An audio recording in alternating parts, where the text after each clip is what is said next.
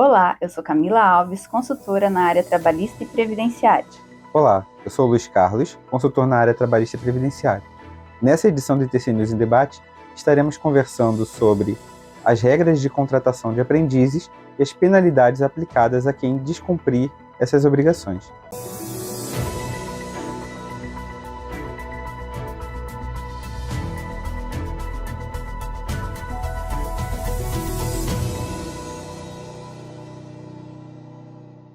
Então, a Constituição Federal de 1988, ela garante o direito de inserção e profissionalização aos jovens e adolescentes ao mercado de trabalho. E para o cumprimento dessa garantia, a CLT, em seu artigo 429, obriga os empregadores a fazer a contratação de jovens aprendizes. É isso mesmo. É a Auditoria Fiscal do Trabalho que faz essa verificação do cumprimento das cotas de aprendizagem dentro das empresas.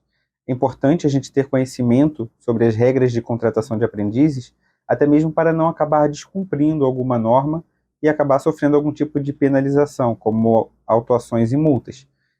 Então, no caso, vamos hoje conhecer, essas regras de contratação de aprendizes. Sim, vamos lá, Luiz. É importante observar que o contrato de aprendizagem é um contrato especial de trabalho a prazo determinado, firmado entre empregador e o empregado aprendiz que esteja cursando um curso específico de aprendizagem. Assim, não basta que esse jovem esteja apenas cursando o ensino básico, por exemplo. Ele precisa estar matriculado num curso de aprendizagem que tenha formação técnico-profissional metódica. É isso mesmo, não basta que o aprendiz esteja matriculado em uma instituição de ensino básico. Esse treinamento técnico profissional metódico, ele é organizado conforme um programa de aprendizagem por instituições qualificadoras de aprendizes. E além desse treinamento técnico profissional metódico, ele ainda deve ter frequência regular no ensino básico, né, e também será garantido a ele, né, esse direito de acesso à educação no ensino básico, observando que deverá haver compatibilidade de horário entre o treinamento técnico profissional metódico no curso de aprendizagem e a instituição de ensino básico, para que não prejudique nem a vida profissional, nem a formação profissional, nem a formação educacional desse aprendiz. É isso mesmo, Luiz. Além de ele estar matriculado, então, nesse curso de aprendizagem, também é importante observar que considera-se aprendiz o maior de 14 anos e o menor de 24 anos, que celebra o contrato de aprendizagem na forma do artigo 428 da CLT. Isso mesmo, lembrando também que essa idade máxima de 24 anos não se aplica aos aprendizes com deficiência, podendo inclusive ser contratados após terem essa idade. Isso, e é importante destacar que a validade desse contrato de aprendizagem, ele pressupõe a anotação na carteira de trabalho desse jovem, que hoje se dá através das informações prestadas ao e-social, matrícula e frequência na escola, quando esse jovem ainda não tiver concluído o ensino médio, e a inscrição no programa de aprendizagem sob a orientação das entidades que estão qualificadas para esse curso de formação técnico-profissional metódica. É isso mesmo. E, Camila, a gente, inclusive, você comentou ali no início, né, sobre o artigo 429 da CLT, que fala sobre a questão dos no mínimo 5%, no máximo 15% dos empregados, cuja função demanda formação profissional para fins de cálculo de aprendizes. E esse artigo ele fala que essa observação, esse cálculo deve ser feito por estabelecimento. Qual que seria o conceito de estabelecimento para essa finalidade? Então, Luiz, a gente tem que observar que estabelecimento é todo o complexo de bens organizado para exercer uma atividade econômica ou social do empregador que submeta ao regime da CLT. Também as pessoas físicas que exerçam atividade econômica, bem como o empregador rural que possuam empregados registrados sobre o regime de CLT, também estão inseridos nesse conceito de estabelecimento e possuem obrigatoriedade de contratar aprendiz.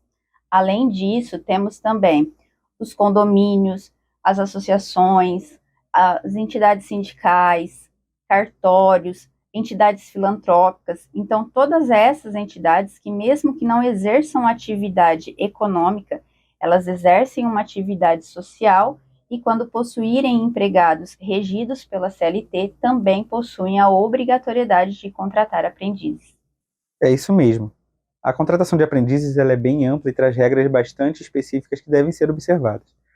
Na conformação numérica, as empresas, os estabelecimentos de empresas que tenham mais de 7 empregados, cuja função demanda a formação profissional para fins de cálculo de aprendizes, devem contratar pelo menos um aprendiz, observando os percentuais mínimos e máximos, conforme a gente já mencionou.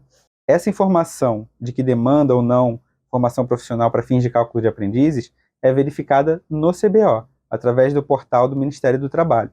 Ali você pode acessar a opção Características do Trabalho e no quadro Formação e Experiência você vai encontrar essa informação para cada CBO. Então a empresa vai ter que fazer essa verificação para cada CBO dos empregados que ela possui. Isso, e também tem que observar que existem algumas exclusões na base de cálculo do aprendiz, né, para verificar a cota de aprendizagem. Então, são excluídos dessa base de cálculo aquelas funções cuja, em virtude de lei, necessita de uma habilitação de nível técnico ou superior. Também são excluídos da base de cálculo os gerentes que possuem cargos de gestão na forma do inciso 2 do artigo 62 da CLT, os trabalhadores temporários, né, regidos pela Lei 6.019 de 1974 também são excluídos, e os aprendizes já contratados também ficarão excluídos para a cota de aprendizagem. Isso. Mas, Camila, então todas as empresas que possuem até 7 empregados, cuja função demanda formação profissional para fins de cálculo de aprendizes, já estão obrigadas a fazer a contratação?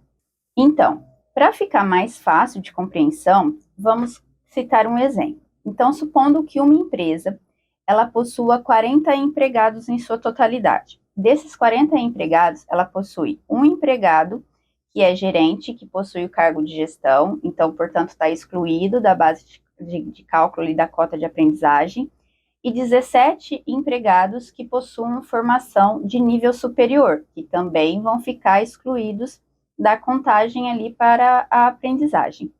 Nesse caso, então, essas empresas, ela vai ter que verificar que ela possui 22 empregados que vai ser contados para a cota de aprendiz. E aí, quando a gente aplica o percentual mínimo, que é de 5% sobre 22, o resultado fica 1,1. Lembrando que, quando ocorre esse tipo de situação, que é fração, sempre vai dar lugar a mais um aprendiz. Então, essa empresa, ela está na obrigatoriedade de contratar pelo menos 2 aprendizes. Perfeito. Vale lembrar também que as ME e EPP, né, na forma do artigo 51 da Lei Complementar 123 de 2006, estão dispensadas da contratação de aprendizes, dispensadas da matrícula e contratação de aprendizes. O mesmo se aplica também àquelas entidades sem fins lucrativos do ramo da educação profissional. Já as demais empresas, elas não contam, não existe essa possibilidade de dispensa de contratação, inclusive para aquelas que não conseguem encontrar aprendizes para efetuar a contratação. Isso, e também é importante observar que as MEs e EPPs, mesmo que elas possuem essa dispensa da contratação de aprendizagem, caso elas queiram fazer uma contratação de aprendiz, não tem vedação, mas ainda assim elas vão precisar observar todas as regras em relação a esse programa de aprendizagem. Perfeito. Vale lembrar também que o aprendiz ele é empregado nas empresas. Muita gente confunde isso.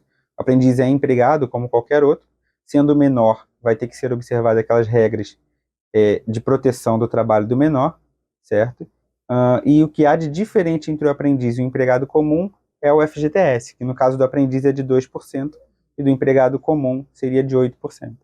Isso, também é importante observar que ao aprendiz é garantido o salário mínimo hora para ele, ou se tiver alguma previsão mais benéfica, entendendo assim como uma previsão mais benéfica, se tiver previsão na convenção coletiva, por exemplo, de forma expressa que ao aprendiz será garantido o piso da categoria, E caso não tenha nada na convenção coletiva, se houver previsão, por exemplo, de piso estadual para a categoria daquela empresa e for mais benéfico, também seria aplicado o piso do Estado ao aprendiz. Já quanto à jornada de trabalho, os aprendizes não devem ter jornada superior a 6 horas, salvo naqueles casos em que os aprendizes já completaram o ensino fundamental. Poderão chegar até 8 horas diárias, observando que dentro dessas 8 horas deverão ser computadas as horas destinadas à atividade teórica e prática. Isso, e aí a gente tem que observar em relação à fiscalização, né, Luiz? A fiscalização para a verificação desse cumprimento das cotas de aprendizagem, ela vai se dar prioritariamente de forma indireta. Então, a notificação convocará esses empregadores a apresentar documentos, né, em dia e hora previamente fixados, a fim de cumprir a regularidade dessa contratação de aprendizes. Também, no planejamento para a emissão da notificação, pode até ser utilizado como suporte instrumental sistema informatizado, né, de dados, a fim de facilitar a identificação dos estabelecimentos que são obrigados a contratar aprendizes, como, por exemplo, hoje o E-Social. E também a ação fiscal, ela poderá ser inserida, né, através de forma coletiva para audiência presidida por um auditor fiscal, visando então conscientizar, orientar e esclarecer dúvidas em relação a essa aprendizagem. Caso não sejam cumpridas essas cotas, mesmo após as notificações, os infratores estarão sujeitos a multas que variam entre aproximadamente R$ 402 e R$ 2.012, salvo no caso de reincidência, quando essa multa poderá ser elevada até o dobro, na forma da Portaria 667 de 2021. Bom, encerramos esse debate por aqui, espero que tenham curtido e até um próximo programa. Obrigado por nos assistir, não deixe de nos acompanhar nas redes sociais. Tchau, tchau. Tchau.